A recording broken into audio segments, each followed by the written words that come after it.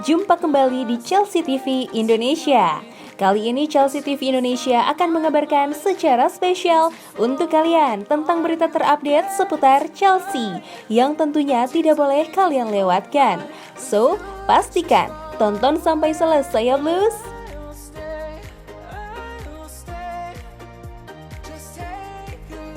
Frank Lampard mungkin telah menemukan tandem Antonio Rudiger. Seperti yang kita ketahui, Chelsea berhasil mengalahkan Manchester City di markasnya Stamford Bridge dalam pertandingan Liga Inggris pekan ke-31. Ada satu hal yang perlu disoroti tentang pertandingan tersebut, yaitu kinerja Andreas Christensen yang tampil sebagai rekan duet Rudiger. Chelsea sudah lama memiliki masalah di lini belakang.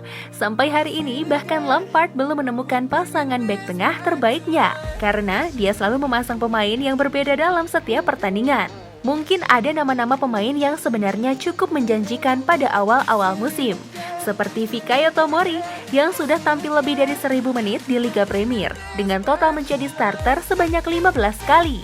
Nama berikutnya adalah Kurt Zouma yang paling sering tampil sebagai bek tengah Chelsea. Ia sudah bermain sebanyak 1804 menit dengan 31 penampilan di mana 19 diantaranya menjadi starter.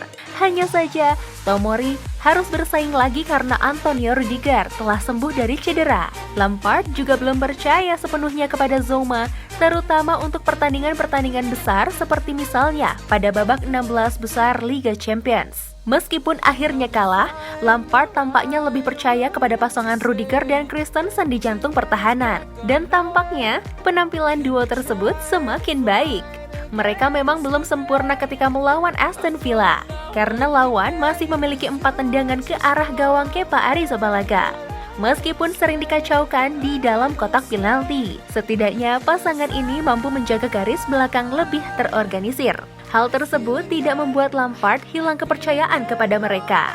Dan benar saja, Chelsea berhasil mengalahkan Manchester City dengan skor 2-1 di pertandingan berikutnya. Pasangan bek tersebut mungkin belum bisa mencegah terjadinya clean sheet, tapi mereka tidak kebobolan dari permainan terbuka karena Kevin De Bruyne mencetak dengan tendangan bebas jarak jauh yang sensasional. Christensen berhasil membungkam banyak kritik yang sempat dilayangkan kepadanya di pertandingan sebelumnya. Namun, kali ini berbeda.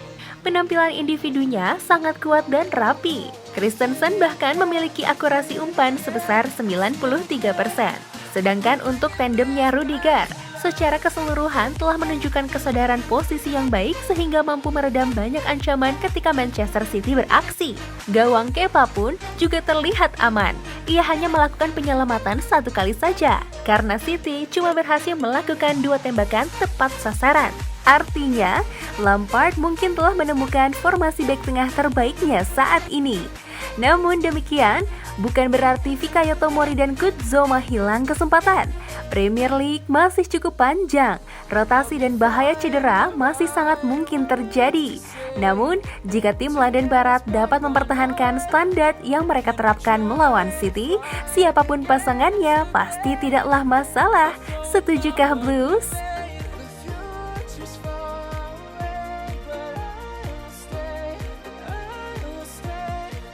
Lampard diingatkan agar tetap waspada kepada MU. Mantan gelandang The Blues, Craig Burnley, ingatkan Lampard bahwa Manchester United mungkin masih bisa melewati mereka pada tahap akhir. Kemenangan 2-1 Chelsea atas City di Stamford Bridge hanya memberi mereka ruang bernafas tambahan. Chelsea dan United sama-sama sedang berlomba untuk meraih posisi 4 besar. Tentu Lampard harus bisa mengamankan tiket Liga Champions untuk musim depan. The Blues saat ini berada di urutan keempat dalam tabel, unggul 5 poin dari United. Manchester United saat ini juga dalam kondisi panas dan memiliki pertandingan tersisa yang relatif lebih mudah dibandingkan dengan Chelsea. Setan Merah akan bertanding melawan Aston Villa yang terancam degradasi, West Ham, dan Brighton. Sementara Chelsea harus menghadapi Liverpool dan sesama pemburu Liga Champions, Sheffield United. Dan Burnley percaya Lampard telah melakukannya dengan baik. Dia berharap The Blues harus terus berada di depan United dan finish 4 besar sebelum akhirnya memulai tantangan dan target baru lagi di musim depan.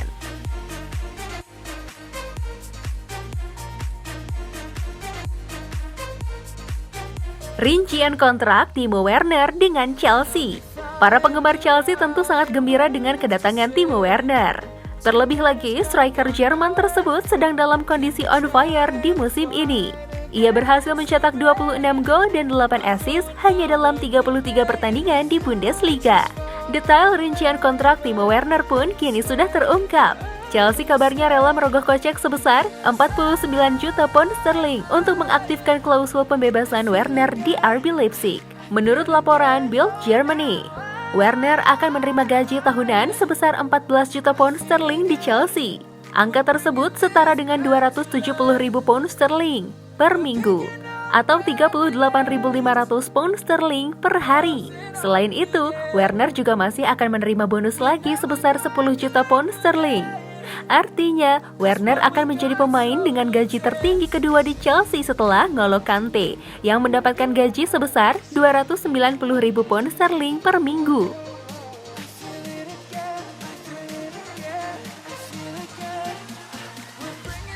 Kai Havertz akan segera ambil keputusan. Gelandang serang Bayer Leverkusen, Kai Havertz, tidak mau buru-buru mengambil keputusan terkait kelanjutan kiprahnya di Leverkusen atau pindah ke klub lain. Havertz dikabarkan baru akan mengambil keputusan setelah partai final di AFC Pokal atau Piala Jerman musim ini.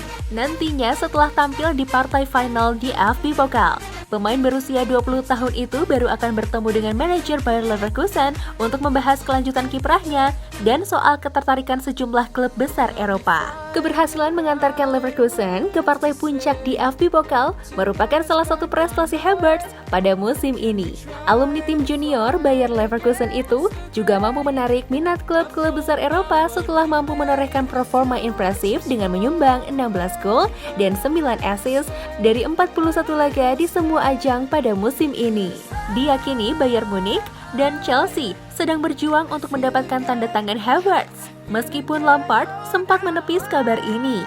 Menurut beberapa laporan di awal pekan, menyatakan bahwa Chelsea telah mengajukan tawaran senilai 80 juta pound sterling untuk pemain Jerman tersebut.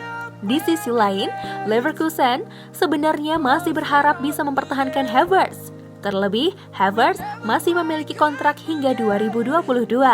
Alhasil, untuk bisa mempertahankan Havertz, Die Werkself memasang bandrol transfer yang cukup tinggi, yaitu mencapai 90 juta pound sterling.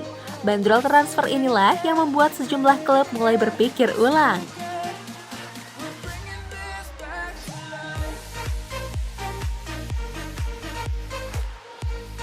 Kiper muda Chelsea sedang didekati klub Portugal. Menurut laporan dari outlet Record, klub dari Liga Portugal Vitória Guimarães sedang mencoba merekrut Nicolas Tai dari Chelsea. Nicolas Tai nantinya akan menggantikan Miguel Silva yang akan segera hengkang menuju Apoel pada akhir musim. Media Portugal lain seperti outlet Sogo melaporkan hal yang senada. Mereka mengatakan bahwa Nicolas Tai ingin meninggalkan Chelsea karena dia sudah merasa mendapatkan waktu cukup banyak bersama tim U23. Oleh karena itu, dia ingin mencari tempat di mana dia bisa bermain lebih banyak. Tapi laporan tersebut mengatakan bahwa Vitória Guimarães mungkin akan menandatangani kesepakatan pinjaman atau kesepakatan permanen dengan persentase penjualan di masa depan untuk The Blues. Perlu diketahui bahwa kontrak Tai dengan Chelsea akan berakhir minggu depan. Oleh karena itu, kesepakatan harus dilakukan segera.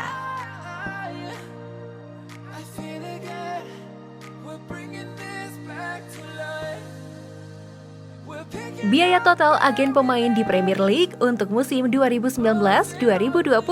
FA telah menerbitkan catatan tahunan yang merinci pembayaran dan transaksi yang melibatkan agen pemain sepak bola di Liga Premier, EFL, dan Liga Nasional.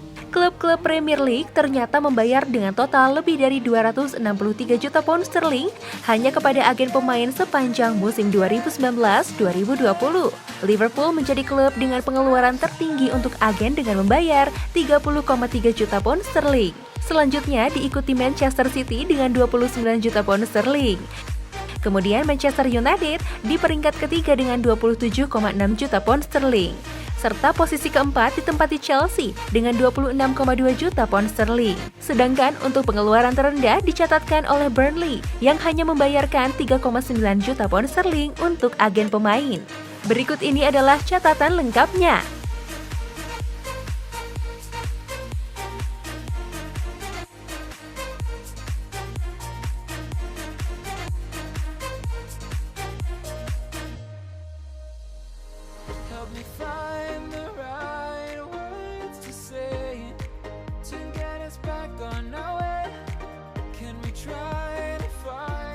Kontrak berakhir, Pedro akan gabung AS Roma musim depan. Menurut Sky Sports Italia, penyerang sayap asal Spanyol tersebut bakal bergabung dengan raksasa Italia, AS Roma, pada musim depan.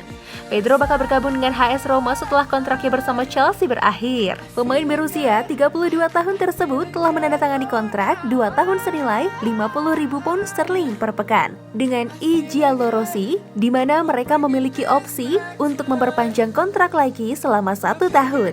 The Blues sendiri baru saja memberikan kontrak jangka pendek yang membuat pemain 32 tahun tersebut bertahan hingga Agustus 2020. Kontrak jangka pendek diberikan Chelsea lantaran mundurnya Liga Inggris akibat pandemi virus corona. Keluarnya Pedro akan mengakhiri 5 tahun musimnya yang luar biasa di Stamford Bridge setelah didatangkan dari Barcelona pada Agustus 2015 silam. Dia telah mencetak 43 gol dalam 201 pertandingan sejak bergabung dengan Chelsea. Selama di London Barat, Pedro berhasil membantu memenangkan gelar Liga Premier pada 2017, Piala FA pada 2018, dan Liga Eropa pada 2019.